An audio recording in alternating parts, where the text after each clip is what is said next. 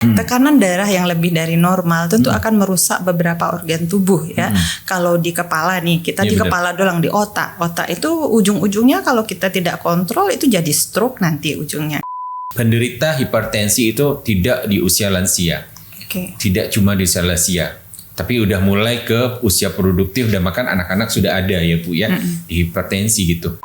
Anak-anak sekarang sudah banyak juga yang menderita hipertensi dan bahkan cuci darah gitu ya. Iya, biasanya kalau anak-anak itu ada kelainan dari organ ginjalnya gitu. Atau hipertensinya disebabkan oleh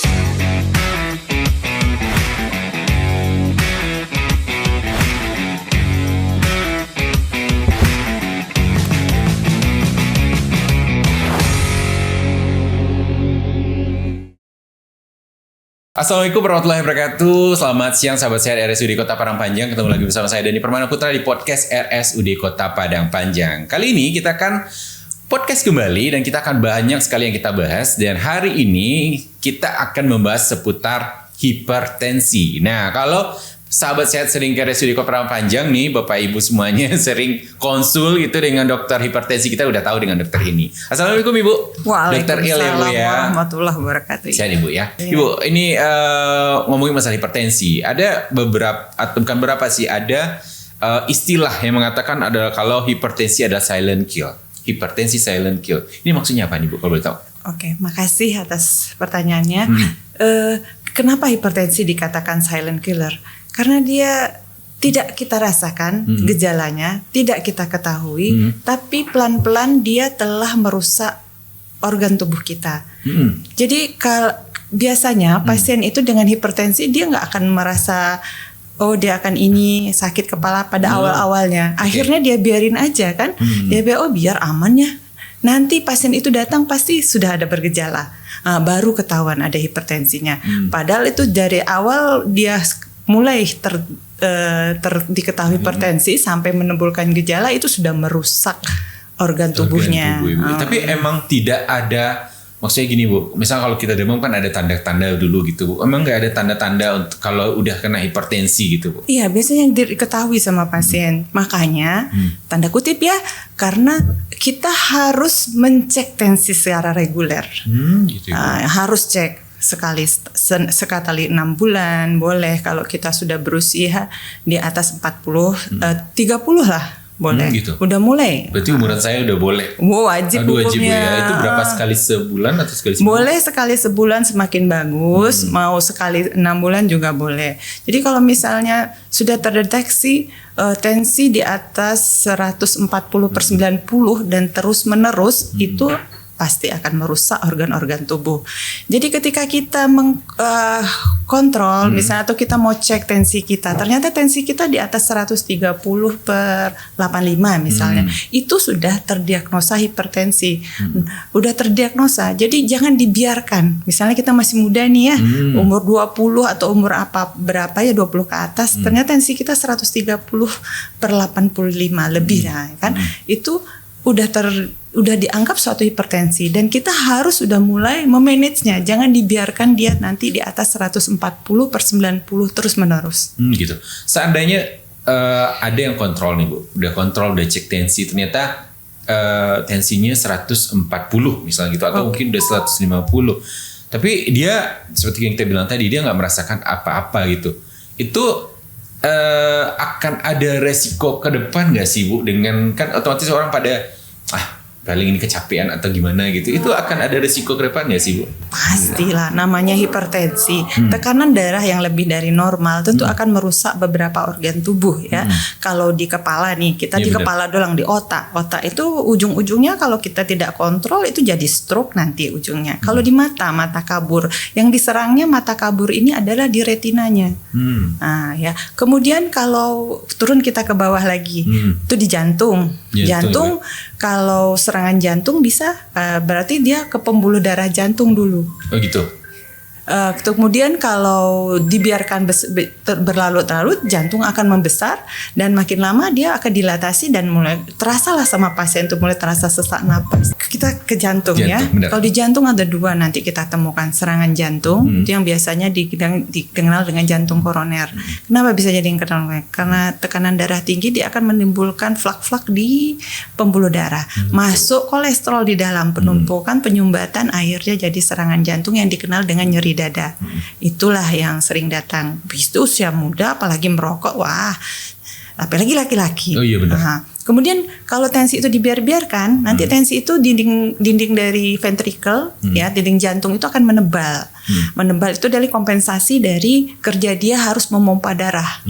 Sama kita angkat barbel ya, angkat barbel kan nanti bicep kita besar kan? Besar, nah, sama dengan jantung itu.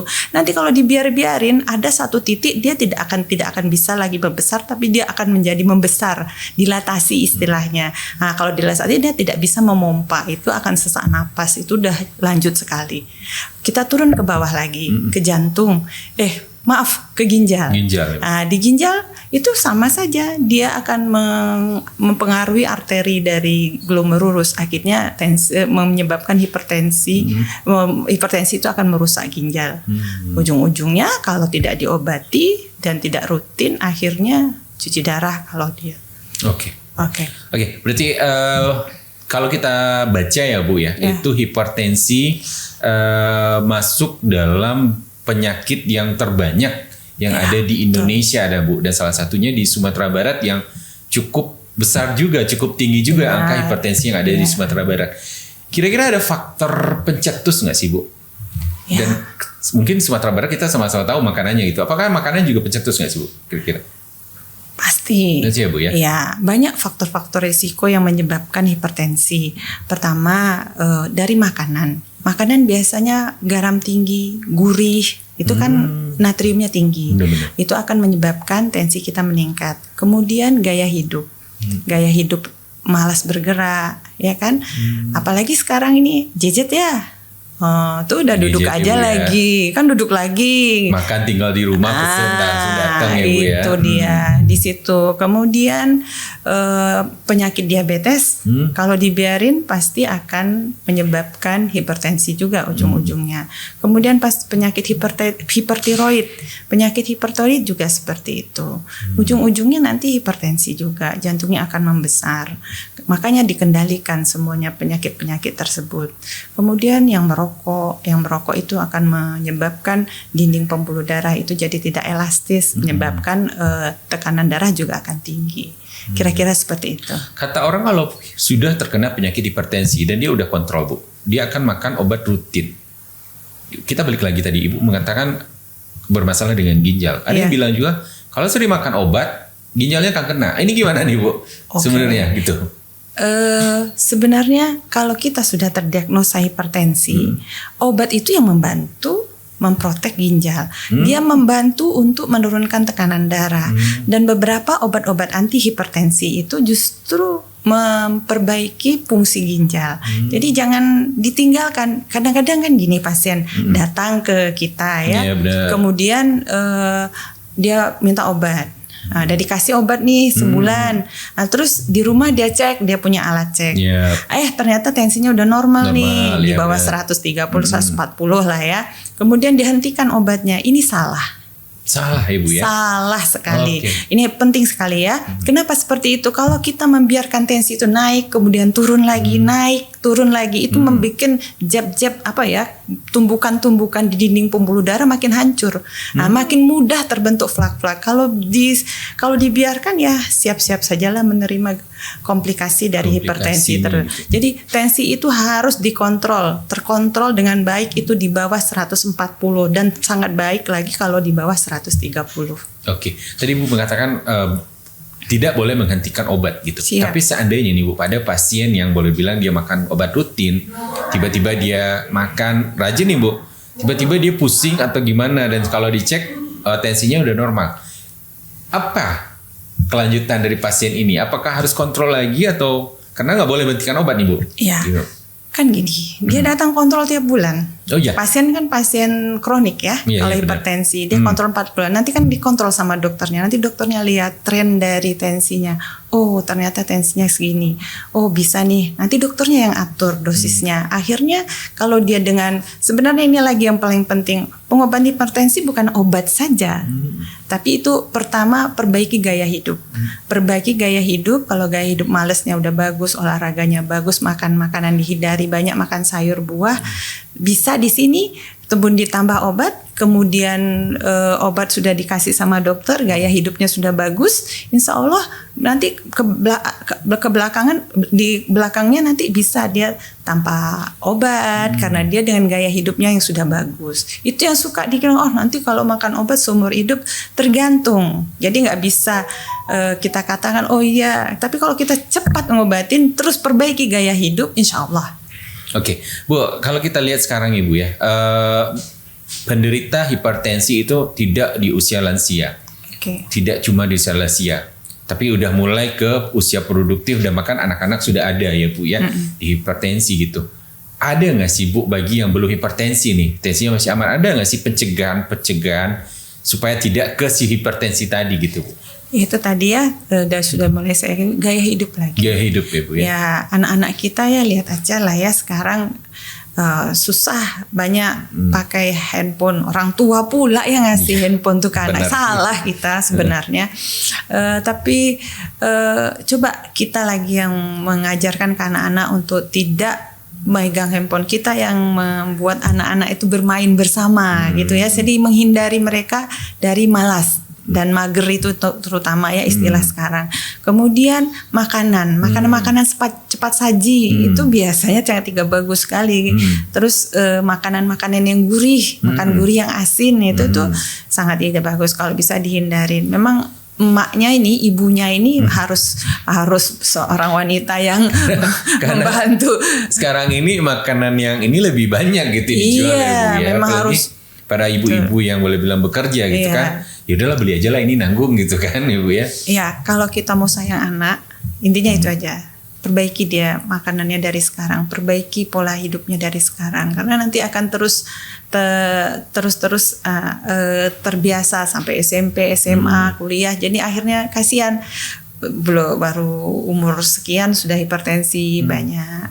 Kemudian dari sekian karena obesitasnya, gemuknya gitu kan juga bisa mengakibatkan hipertensi. Kabarnya anak-anak sekarang sudah banyak juga yang menderita hipertensi dan bahkan cuci darah gitu ya. Iya, biasanya kalau anak-anak itu ada kelainan dari organ ginjalnya atau hipertensinya disebabkan oleh kelainan ginjal, misalnya kayak hipertensi sekunder ya.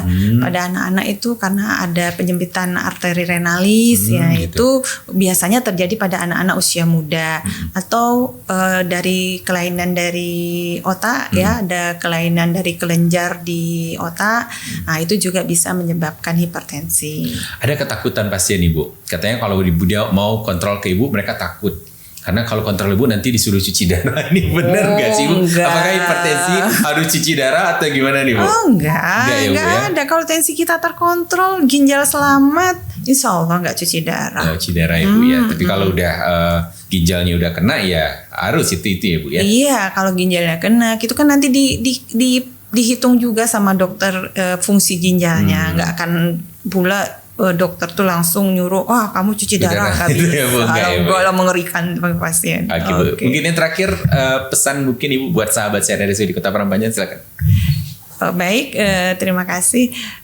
Satu dari saya untuk sahabat-sahabat RSUD Padang Panjang, ayo kita kontrol tensi kita, cek tensi kita secara berkala. Kalau memang sudah termasuk yang tinggi, ayo cepat diatasi. Mulai dengan perubahan gaya hidup, nanti kalau tidak bisa baru kita masuk ke obat-obatan.